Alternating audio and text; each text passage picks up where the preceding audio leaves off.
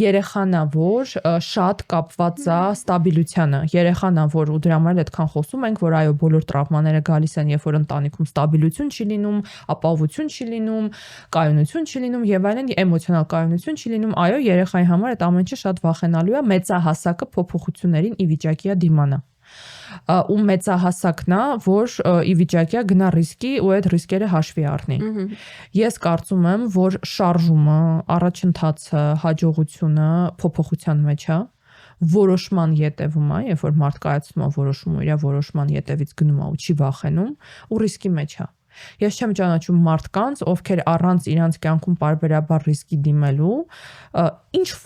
ինչ որ հաջողություն ունեցել են, այդտեղ գերհաջողությունների մասին չի խոսքը։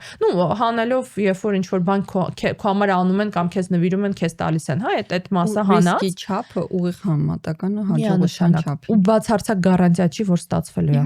Բացարձակ գարանտիա չի, որ ստացվելու է, բացարձակ գարանտիա չի, որ թեկուզ 5-րդ անգամից է ստացվելու։ Բայց ես ինչպես սիրում եմ ասել, նաև ես կարծում եմ, որ մարդ պիտի զբաղվի նրանով, ինչով որ չզբաղվել ուղղակի չի կարող։